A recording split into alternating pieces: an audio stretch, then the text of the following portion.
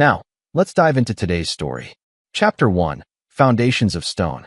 The concrete dust settled on Dominic Dunn's work boots as he surveyed the half-built foundation. To anyone watching, he was just another construction foreman, his hands calloused from years of manual labor, his face weathered by sun and sweat. The workers respected him. He knew every aspect of the job, from mixing concrete to reading blueprints, and he never asked them to do anything he wouldn't do himself. But Dominic Dunn was not just any construction worker. 15 years ago, he had been a different man entirely. Fresh out of MIT with dual degrees in engineering and business, he'd married his college sweetheart, Angelica Paul, in a ceremony that cost more than most people's annual salary. They'd been the golden couple, she with her marketing degree and ambitious social climbing, he with his brilliant mind and natural leadership. Together, they'd built what seemed like the perfect life in their suburban mansion. The construction company had started as a side venture, something to keep him grounded while he navigated the corporate world. Dunn Construction, he called it, a small operation that handled residential projects. Angelica had rolled her eyes at his blue-collar hobby, preferring to focus on his rapid ascent through the ranks of Morrison Industries, where he'd quickly become the youngest vice president in company history. But Angelica had grown restless. The dinner parties, charity galas, and country club memberships weren't enough. She wanted more attention, more excitement, more of everything. Dominic had been too focused on building their future to notice the signs until it was too late. The divorce papers had been waiting on his desk on a Tuesday afternoon, along with photos that made his blood run cold.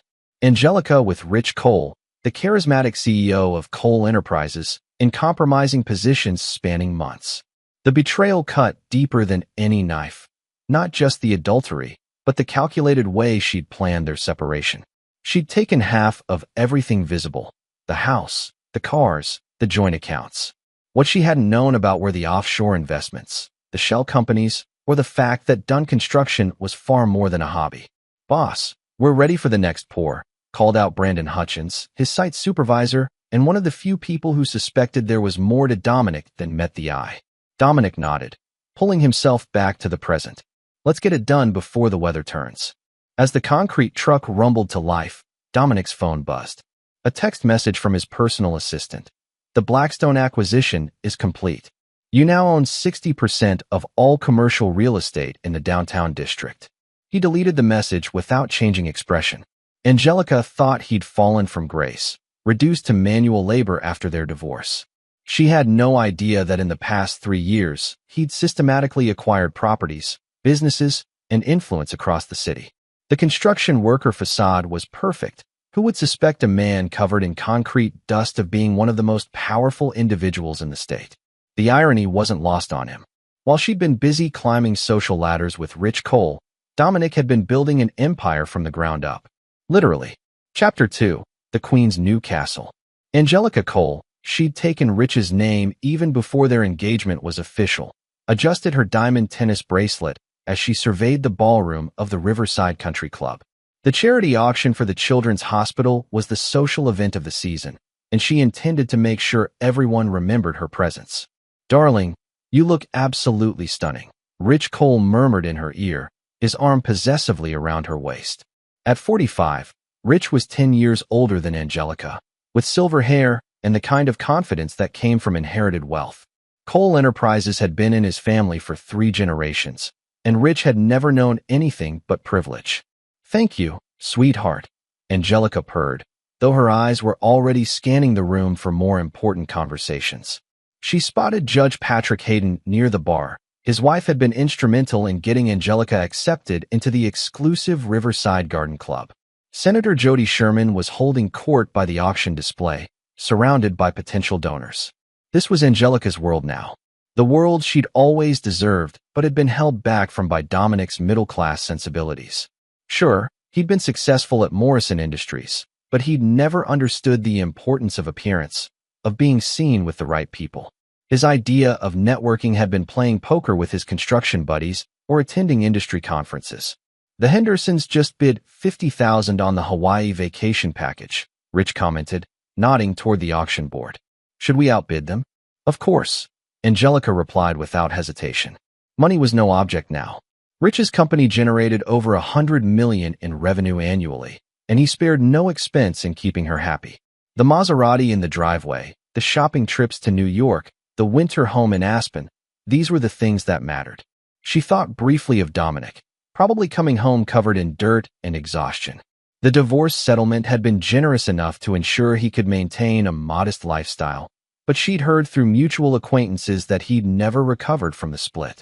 Some people just weren't built for success. "Mrs. Cole," interrupted Crystal Estes, the auction coordinator, "we have a special lot coming up that I thought might interest you.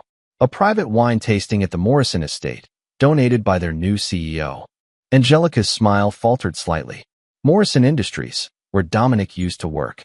She'd heard rumors that the company had undergone some major changes since his departure, new ownership or something. How lovely, she managed, though the mention of his former workplace left a bitter taste. Rich squeezed her hand. "You're 1,000 miles away, Angel. What's wrong?" "Nothing important," she said, forcing brightness back into her voice. "Just thinking about how far we've come." As the evening progressed, Angelica worked the room with practiced precision. She complimented Judge Hayden's wife on her recent renovation, discussed upcoming political campaigns with Senator Sherman, and made sure to be photographed with every influential person in attendance. This was her talent, reading people, understanding power dynamics, positioning herself at the center of everything that mattered. When Marla Stevenson, the mayor's wife, mentioned seeing that construction worker who used to be married to you at a job site downtown, Angelica barely suppressed her disdain. "I wish Dominic well, of course," she said with perfect diplomatic grace. "Some people are just meant for simpler lives." But as she said it, she felt a twinge of something, not regret exactly, but a strange unease. Dominic had always been unpredictable, even in their marriage. There had been depths to him she'd never fully understood, business dealings he'd kept private. For just a moment, she wondered if she really knew what had become of her ex-husband. Then Rich's hand found hers again, his gold Rolex catching the ballroom lights, and the moment passed. She was Angelica Cole now, and this was her world. Chapter 3: The Moment of Truth. The charity auction had reached its crescendo. Over $2 million had been raised for the Children's Hospital, and the social elite of the city basked in their collective generosity. Angelica felt the familiar thrill of being at the center of it all, her laughter ringing across the ballroom as Rich regaled their table with stories of his latest business conquests. "And then I told the contractor," Rich was saying, gesturing with his scotch, "if you can't handle the timeline, I'll find someone who can. These blue-collar types, they need firm management." Judge Hayden nodded approvingly. "Absolutely right. Can't let them think they're running the show." Angelica was about to add her own comment when she noticed a commotion near the entrance. Several guests had turned to stare, and she followed their gaze to see a familiar figure standing uncomfortably by the registration table. "Oh my God," she whispered, then louder, unable to suppress her delight. "Rich, look who decided to show up." Dominic stood near the entrance in an ill-fitting suit that had clearly seen better days. His hair was shorter than she remembered, and his hands, those hands that had once worn an expensive wedding ring, showed the calluses and dirt stains of manual labor. He looked lost, out of place among the glittering crowd. "Is that your ex-husband?" Rich asked, following her gaze. "The construction worker?" "The very same," Angelica said, her voice carrying just loud enough for nearby tables to hear. "Oh, this is priceless." She watched as Dominic approached the auction table, clearly uncertain about the protocols. The sight of his discomfort filled her with a mixture of vindication and pity. This was the man who had once thought he could keep her satisfied with a suburban lifestyle and middle management salary. "Should we go say hello?" Rich suggested, his tone suggesting he found the situation amusing. "Absolutely," Angelica said, rising from her chair with predatory grace. They approached Dominic just as he was examining the auction catalog, his brow furrowed in concentration. When he looked up and saw them approaching, his expression remained carefully neutral. "Dominic," Angelica said with exaggerated warmth, "what a lovely surprise to see you here." "Angelica," he replied simply, then nodded to Rich. "Cole, I didn't expect to see you at this type of event," she continued, her smile sharp. "I mean, the ticket price alone is more than most people make in a month." Rich chuckled. "Maybe he's here for the construction work. I heard they're renovating the kitchen." He's working construction now. Angelica explained to Judge Hayden and the others who had gathered around. How the mighty have fallen. She laughed, the sound carrying across the ballroom. Dominic's jaw tightened almost imperceptibly, but he said nothing. It must be quite an adjustment, Rich added, warming to the topic. From a corner office to manual labor. Honest work, Dominic said quietly. Of course. Angelica agreed with mock sincerity. And I'm sure it suits you much better than all that corporate stress. Some people just aren't cut out for the pressure. The crowd around them had grown, drawn by the spectacle.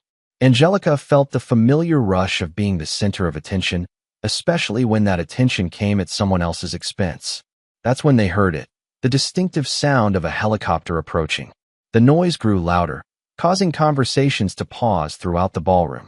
Through the floor-to-ceiling windows, they could see spotlights illuminating the country club's grounds. Someone's making quite an entrance, Judge Hayden observed.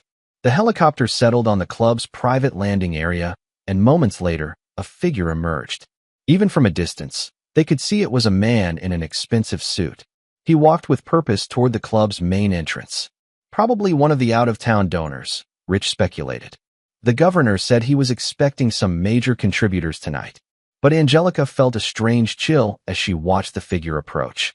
Something about the man's bearing, his confident stride, seemed familiar. The ballroom doors opened, and the man entered. He was tall, impeccably dressed in a charcoal Tom Ford suit that probably cost more than most people's cars. His hair was perfectly styled, and he moved through the crowd with the natural authority of someone accustomed to deference.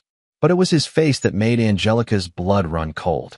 Ladies and gentlemen, the club's general manager announced through the sound system, "We're honored to welcome our evening's most generous contributor and the new majority shareholder of Morrison Industries, Chairman Dominic Dunn." The applause that followed seemed to echo from very far away. Angelica stared in disbelief as the man she'd been mocking moments before, the construction worker, the failure, the has-been, straightened his shoulders and smiled. "Thank you all," Dominic said, his voice carrying easily across the silent ballroom. "My apologies for the dramatic entrance, but traffic was impossible." He reached up and adjusted his tie, a subtle gesture that somehow managed to draw attention to the Patek Philippe watch on his wrist and the perfectly tailored cut of his jacket. Then his eyes found Angelica's across the crowded room, and his smile widened. "I hope I haven't missed anything important." Chapter 4. The chairman emerges. The silence that followed Dominic's announcement stretched like a taut wire across the ballroom. Angelica felt as though the ground had shifted beneath her feet, the careful world she'd constructed suddenly revealed as an illusion. "Morrison Industries?" Rich whispered, his face pale. "That's impossible. Morrison was bought out 6 months ago by some private consortium.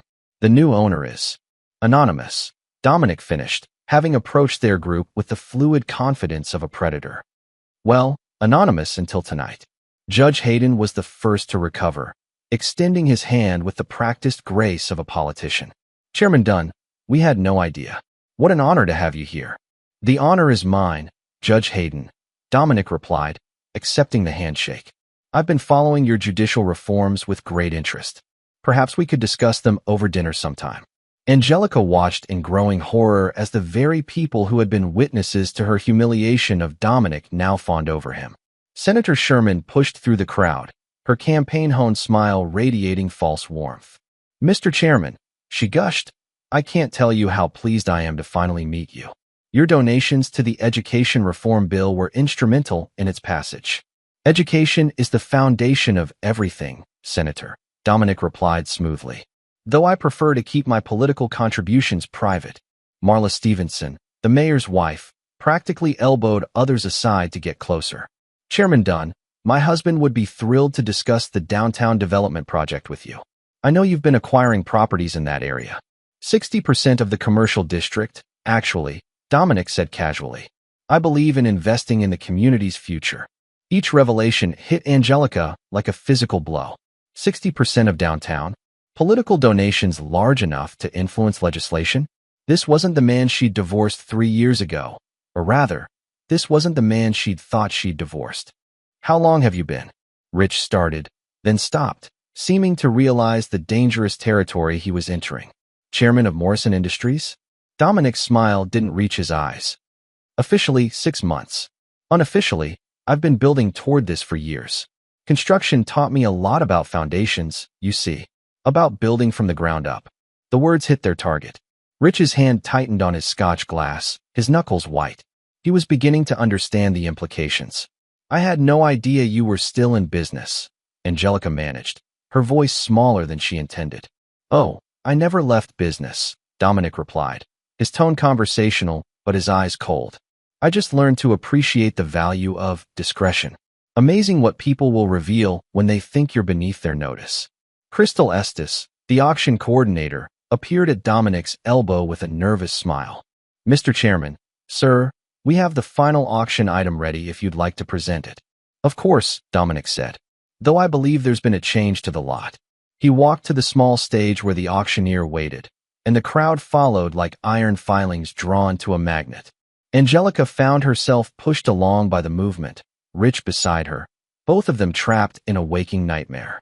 Ladies and gentlemen, Dominic announced, his voice carrying easily through the sound system. I've decided to make a special addition to tonight's auction. In addition to the items already cataloged, I'm donating something unique, a complete renovation of the Children's Hospital's East Wing, including state-of-the-art equipment and facilities. The crowd erupted in applause. The East Wing renovation had been discussed for years, but never funded due to its enormous cost, estimated at over $50 million. Furthermore, Dominic continued, Dunn Construction will handle the project personally. We've been quietly working on the plans for months, waiting for the right moment. More applause, louder this time. Angelica felt nauseous. Dunn Construction wasn't just a side business. It was a major operation, one sophisticated enough to handle a $50 million hospital project. However, Dominic said, and his voice took on a sharper edge, I do want to make one correction to something I heard earlier this evening. The applause died away, and an expectant hush fell over the crowd.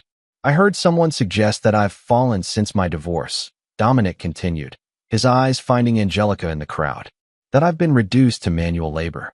I want to be clear. I choose to work construction sites because I believe in understanding every aspect of my business, from the foundation to the penthouse. He paused, letting the words sink in. I've learned that the people who built this city, the workers, the craftsmen, the ones with dirt under their fingernails, they have more integrity in their little finger than some people have in their entire bodies. The crowd shifted uncomfortably. Angelica felt every eye in the room on her, and she knew they all remembered her words from earlier. Success, Dominic concluded, isn't about how high you climb. It's about how deep your foundations go. As he stepped down from the stage, approaches by dozens of well-wishers and business contacts, Angelica caught Rich's arm. We need to leave, she whispered urgently. But Rich was staring at Dominic with a look she'd never seen before, calculation mixed with fear. Rich, she said more forcefully. Let's go. We can't, he said quietly. Don't you understand? Morrison Industries handles 60% of our supply chain contracts. If he wanted to destroy Cole Enterprises, he didn't need to finish the sentence. They both understood the implications perfectly. They were trapped. Chapter 5, The Web Titans. The morning after the charity auction, Rich Cole sat in his office overlooking the city skyline. But for the first time in years, the view brought him no comfort. The newspapers scattered across his mahogany desk told the story in black and white. Mystery chairman revealed, construction worker to corporate giant, the rise of Dominic Dunn. Every article painted the same picture.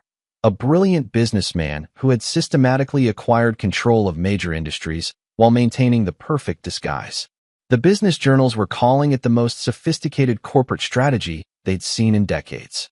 Rich's assistant, Pamela Atkinson, knocked on the door before entering with another stack of messages. Her usually calm demeanor showed cracks of stress. Sir, Morrison Industries called again. They want to schedule a meeting about the Riverside development contracts. What did you tell them? That you were in meetings all day, but they were quite insistent. They said it was regarding the future of our partnership. Rich nodded grimly. Morrison Industries provided the steel and concrete for nearly all of Cole Enterprises' construction projects. If Dominic decided to terminate their relationship, it would cripple half of Rich's business operations.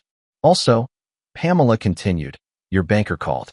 Apparently, someone has been inquiring about your credit lines and outstanding loans. Rich's blood chilled. In the world of corporate finance, such inquiries were rarely innocent. Someone was either planning to buy his debt or use his financial position against him. Who was asking? They wouldn't say, but Pamela hesitated. The timing seemed suspicious. Before Rich could respond, his phone rang. The caller ID showed a number he didn't recognize. Rich Cole. Good morning, Rich. The voice was calm, measured, and unmistakably familiar. I hope you slept well after last night's festivities. Dominic.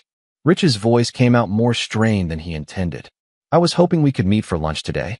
There are some business matters I'd like to discuss. What kind of business matters?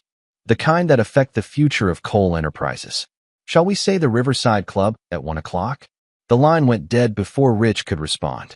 Meanwhile, across town, Angelica paced the marble floors of the penthouse she shared with Rich, her designer heels clicking against the stone. She'd spent the morning fielding calls from friends and social acquaintances, each conversation more humiliating than the last. The worst had been Marla Stevenson, who'd called with thinly veiled glee to inform her that the Ladies' Auxiliary had voted to make Chairman Dunn their guest of honor at next month's gala. Of course, we'll understand if you prefer not to attend, Marla had said with false sympathy. Given the awkwardness of the situation, Angelica had hung up without responding. Now she stood at the window, looking down at the construction site where she'd seen Dominic just days before. Workers moved like ants around the foundation of what would become a luxury hotel. A hotel that, she now realized, was probably one of his projects. Her phone buzzed with a text message from an unknown number. Coffee? The place on 5th Street where we had our first date. 3 p.m. She deleted the message immediately, but her hands were shaking. At exactly 1 o'clock, Rich Cole entered the Riverside Club's dining room to find Dominic already seated at a corner table, studying a leather portfolio. He looked up as Rich approached, his expression pleasant but unreadable. Rich, thank you for coming. Please sit. Rich took the chair across from him, acutely aware that several other diners were watching their interaction with barely concealed curiosity. I'll cut to the chase, Dominic said, closing the portfolio. Cole Enterprises is in trouble. I don't know what you're talking about. Your Riverside development project is 3 months behind schedule and running 60% over budget. Your primary investor, the Blackstone Group, is getting nervous about their returns. And your supply contracts with Morrison Industries are up for renewal next month. Rich's mouth went dry. Everything Dominic had said was accurate, but that information wasn't public knowledge. How do you know all this? Dominic smiled. Rich, I've been watching Cole Enterprises for 2 years. Every project, every contract, every financial decision. Did you really think I'd let the man who broke up my marriage operate without oversight? The words hung in the air like a blade. What do you want? Rich asked finally. Justice, Dominic replied simply. You see, when you decided to seduce my wife, you made a critical error in judgment. You assumed I was weak, that I would simply accept the situation and move on with my life. Rich started to speak, but Dominic held up a hand. I'm not finished. You and Angelica took everything you thought mattered, the house, the social status, the respectability. But you left me with something far more valuable. What? Motivation, Dominic said, his voice cold as winter. And the intelligence to use it properly. He opened the portfolio and slid a document across the table. Rich scanned it quickly, his face growing paler with each line. This is a comprehensive analysis of Cole Enterprises' vulnerabilities, Dominic explained. Financial weaknesses, legal liabilities, operational inefficiencies. Everything I need to systematically dismantle your company. You can't. Can't what? Can't refuse to renew your supply contracts? Can't share my concerns about your financial stability with the Blackstone Group? Can't encourage the City Planning Commission to take a closer look at your building permits? Each question hit like a physical blow. All of which, Dominic continued, would be perfectly legal business decisions. Rich stared at the document, understanding with growing horror that he was looking at his own corporate death warrant. However, Dominic said, his tone softening slightly, I'm not unreasonable. We can discuss alternatives. What kind of alternatives? Dominic's smile was sharp as a razor's edge. The kind that acknowledge who's really in control now. Chapter 6, The First Strike. Angelica sat in the small coffee shop on 5th Street, her hands wrapped around a cup of coffee that had long since grown cold. She'd told herself she wouldn't come, had spent 2 hours pacing the penthouse, but something had compelled her here. Maybe it was curiosity. Maybe it was the desperate need to understand how completely she'd misjudged the man she'd been married to for 8 years. When Dominic walked in, she almost didn't recognize him. Gone was the construction worker from the previous day and the polished chairman from the auction. This version of Dominic wore dark jeans and a simple button-down shirt, looking like the man she'd fallen in love with in college. He ordered a black coffee and sat across from her without ceremony. "You came," he said simply. "I shouldn't have. But you did." He studied her face with those dark eyes she'd once found so compelling. "Do you know why?" "Curiosity, I suppose." "No," Dominic said quietly. "Guilt." The word hit harder than she'd expected. Angelica straightened in her chair, summoning the defensive armor that had carried her through countless social battles. "I have nothing to feel guilty about. Our marriage was over long before Rich came along." "Was it?" Dominic asked. "Or did you just decide it was easier to find someone new than work on what we had?" "Don't," she said sharply. "Don't sit there and pretend you were the perfect husband. You were always working, always distracted by your projects and your construction sites." "Building our future," Dominic replied. "Something you never seemed to appreciate." They sat in silence for a moment, the weight of years and betrayal hanging between them. "How long?" Angelica asked finally. "How long what? How long have you been planning this?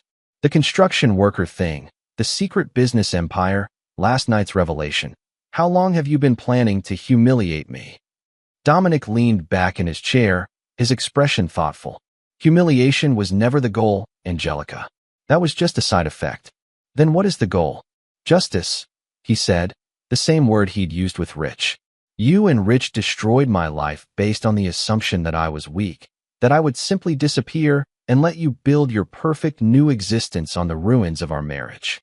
We never asked you to disappear, didn't you?" Dominic's voice hardened. "The way you paraded around town with him before the divorce was even final? The way you made sure everyone knew you'd traded up? The way you talked about me at parties, at the country club, to anyone who would listen?" Angelica felt heat rise in her cheeks. She had done all of those things, but at the time they'd felt justified. Necessary, even. "I learned things about myself during our divorce," Dominic continued. "I learned that I'm not as forgiving as I thought. I learned that I don't forget. And I learned that revenge, properly executed, is its own form of art. What are you going to do to us?" "Nothing you don't deserve," Dominic said, his tone conversational. "Rich is about to discover that his business empire is built on sand." The Blackstone Group received some very interesting information about Cole Enterprises' financial irregularities this morning. "What irregularities?" "The ones that happen when you cut corners on safety inspections, use substandard materials, and bribe city officials for permits." Dominic's smile was cold. Amazing what a thorough audit can uncover. Angelica's coffee cup clattered against the saucer as her hands began to shake. "You're lying." "Am I? Why don't you call Rich and ask him about his lunch meeting?" As if summoned by his words, Angelica's phone rang.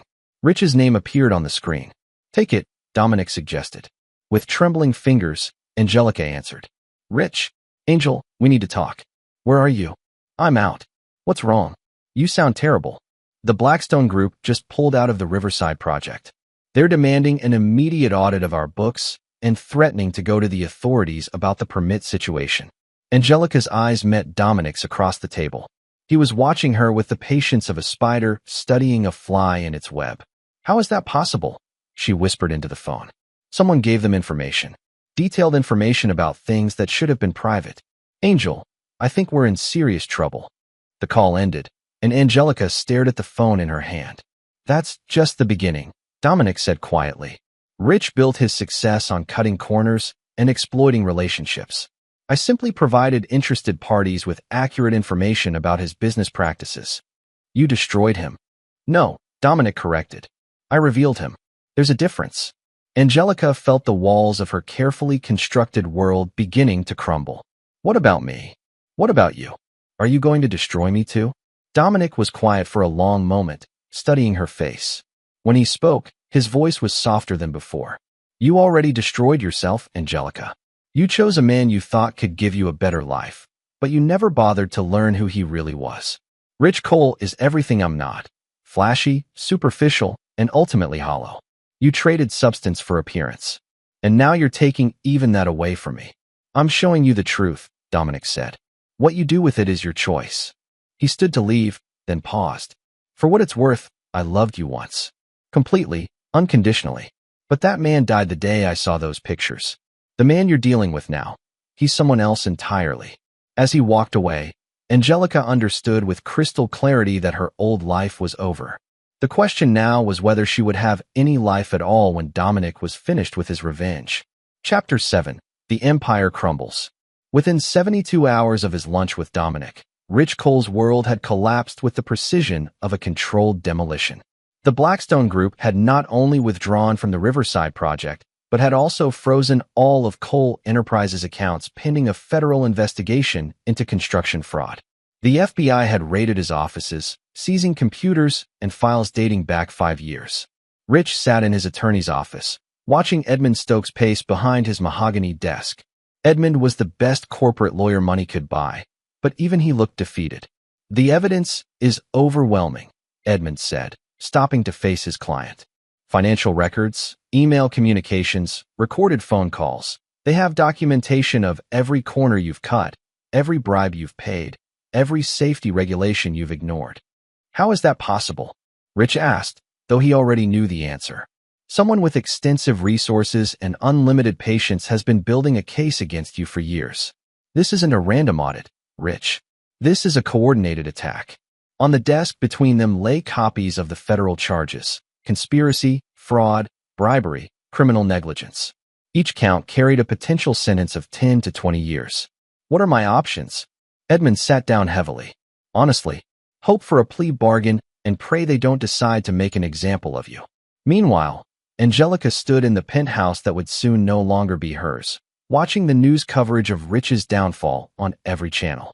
The reporters had dubbed it the Cole collapse, and the story had captured the public imagination. A wealthy CEO brought down by his own corruption. But Angelica knew better. This wasn't about justice or accountability. This was about Dominic Dunn's need for revenge, executed with the patience and precision of a master strategist.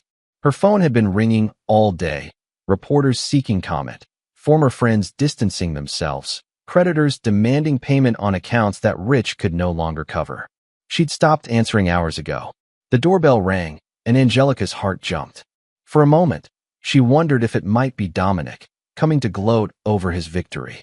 Instead, she found Brandon Hutchins standing in the hallway, his construction supervisor uniform replaced by a well-tailored suit.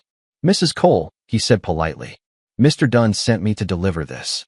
He handed her an envelope with her name written in Dominic's familiar handwriting. "Who are you really?" she asked as Brandon turned to leave. "I'm exactly who I've always been," he replied. "The difference is, now you know who Mr. Dunn really is." After he left, Angelica opened the envelope with trembling hands. Inside was a single sheet of paper and a key.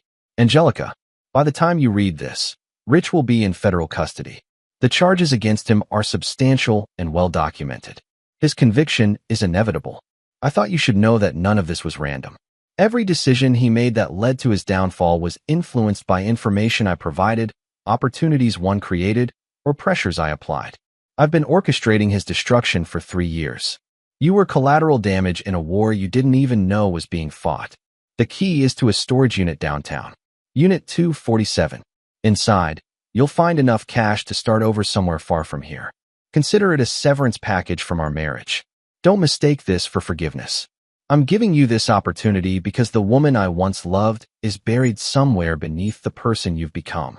Maybe if you lose everything that never really mattered, you'll find her again. Don't try to contact me. Don't try to thank me. Just disappear. D." Angelica read the letter 3 times before the words fully sank in. Dominic had won completely. Rich was facing decades in prison. Cole Enterprises was being liquidated by federal authorities, and she was being offered exile with enough money to survive, but never again to matter. The television in the background continued its coverage of Rich's perp walk, the images of him in handcuffs playing on an endless loop. In every shot, he looked broken, aged 10 years in as many hours. That evening, as federal agents began seizing assets from the penthouse, Angelica made her way to the storage facility. Unit 247 contained exactly what Dominic had promised: several $1 million in cash, carefully packaged and laundered through legitimate business transactions. There was also a folder containing new identity documents, a car title, and reservations at a small coastal town in Oregon where nobody would know her name or her history. As she loaded the money into the car Dominic had provided, Angelica realized that her ex-husband had planned even this moment with meticulous care. He'd known she would have no choice but to take his offering, no matter how much it stung her pride. The final item in the storage unit was a photograph, their wedding picture, the one that had sat on their mantelpiece for 8 years.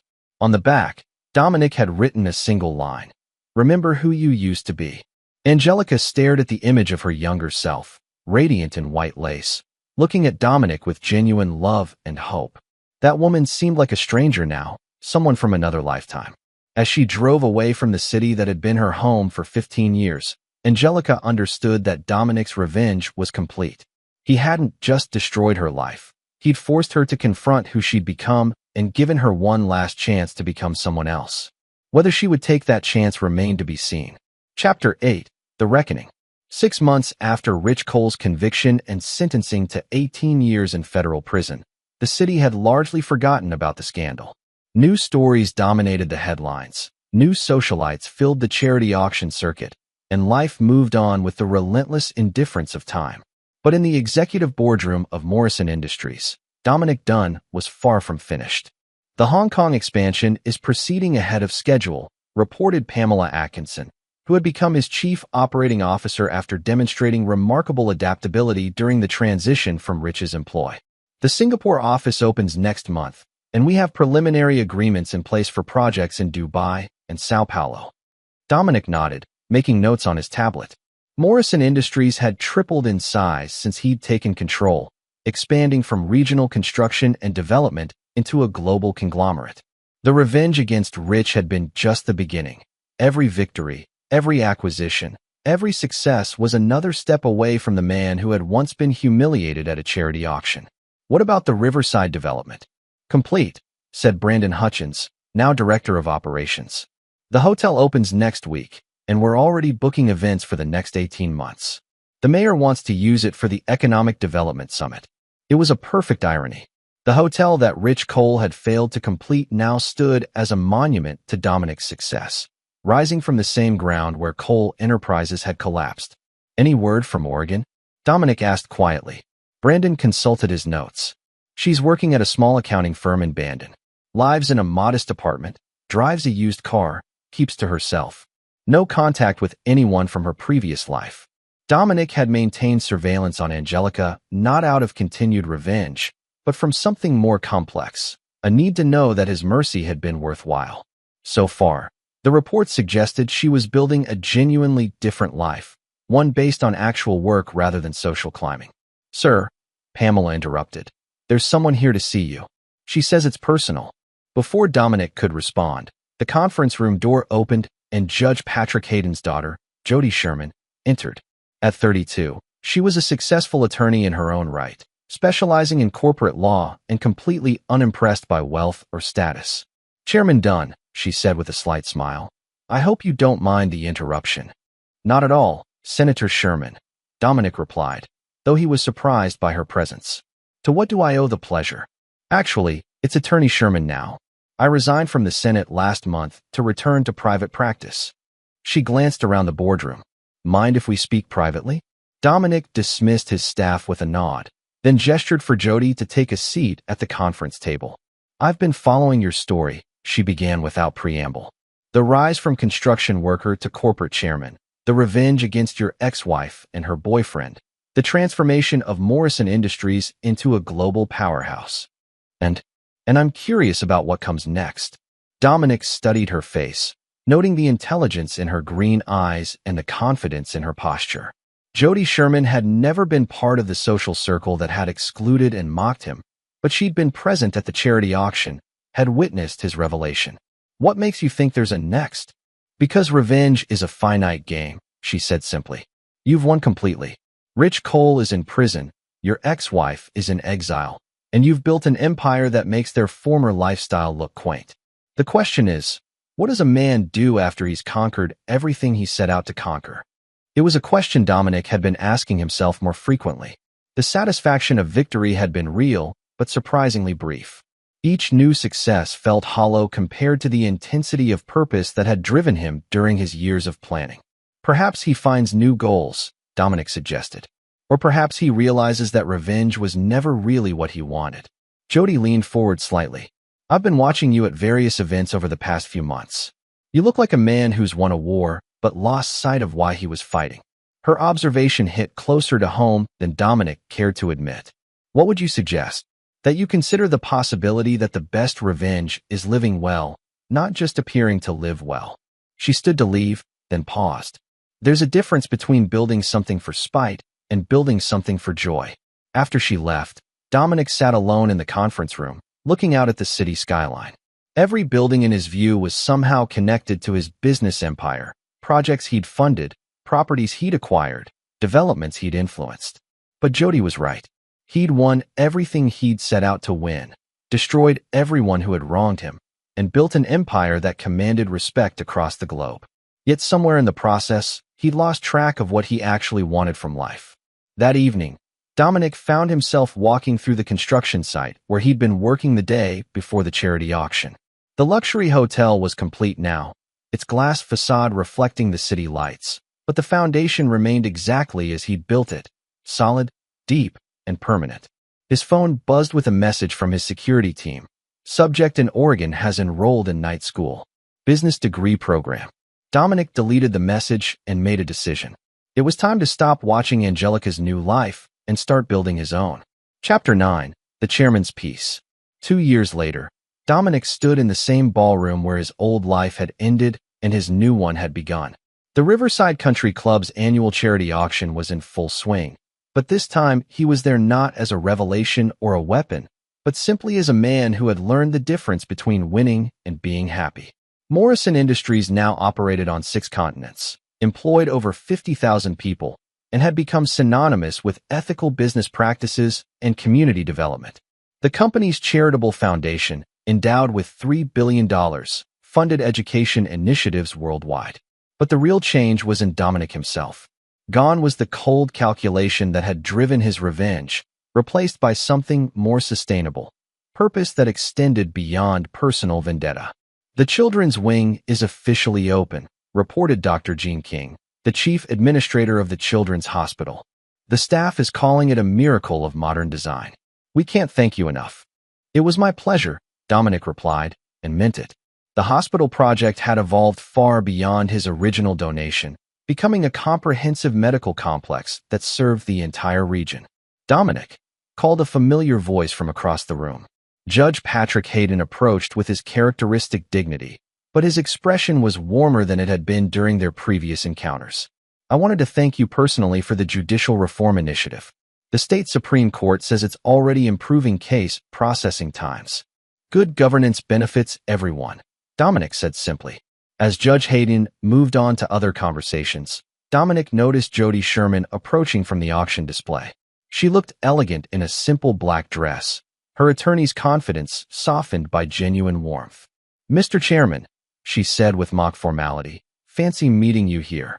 Attorney Sherman, he replied with a slight smile. How's private practice treating you? Wonderfully, especially since I've been able to represent some very interesting clients. She paused meaningfully, including a certain small accounting firm in Oregon that's been receiving anonymous legal services. Dominic's expression didn't change, but Jody's smile suggested she'd noticed his subtle reaction. I don't know what you're talking about. Of course you don't. Just like you don't know anything about the scholarship fund for non-traditional students at Oregon Coast Community College, or the anonymous benefactor who paid for a certain someone's business degree. They stood in comfortable silence for a moment, watching the auction proceedings. She graduated last month, Jody said quietly. Summa cum laude. Started her own firm specializing in helping small businesses with their finances. Good for her. The surveillance reports stopped 6 months ago. Did they? Yes, Jody said, turning to face him directly. About the same time you asked me to handle those legal matters in Oregon. About the same time you stopped being the man who destroyed rich coal and started being the man who builds children's hospitals. Dominic met her gaze, seeing understanding there instead of judgment. People change, he said finally. Some people, Jody agreed. The ones who are strong enough to let go of their anger when it stops serving them. The auction was reaching its climax, with bidding on a luxury vacation package pushing past $50,000. Dominic watched the proceedings with detached interest, remembering the night when this same room had witnessed his transformation from victim to victor. What would you say, Jody asked carefully, to the idea of dinner sometime? Not as attorney and client, not as social acquaintances, but as two people who might enjoy each other's company. Dominic considered the question, feeling something he hadn't experienced in years, anticipation unconnected to revenge or business strategy. I'd say that sounds like the beginning of something new. Good, Jody said with a smile that reached her eyes. Because I think you've spent enough time looking backward. As the auction continued around them, Dominic realized that Jody was right. The man who had orchestrated Rich Cole's downfall and Angelica's exile had accomplished everything he'd set out to do. That chapter of his life was complete. What came next would be written by a different version of himself, one who had learned that true power wasn't about destroying enemies, but about building something worthy of the strength it had taken to survive their betrayal. The charity auction raised over $10 million that night, with Dominic contributing another $5 million to ensure every goal was exceeded. But the real victory was smaller and more personal, the moment when he realized he was no longer the man defined by what had been done to him, but by what he chose to do next. As he and Jody left the ballroom together, Dominic caught a glimpse of his reflection in the mirrored wall. The man looking back at him was confident, successful, and at peace. Everything he'd always had the potential to become, once he'd stopped letting other people's choices determine his worth. The foundation he'd built during those dark years of planning revenge had proven strong enough to support something better, a life defined not by the wrongs done to him, but by the good he chose to do in return. Chairman Dominic Dunn had finally learned the difference between conquest and contentment. And for the first time in years, that was enough.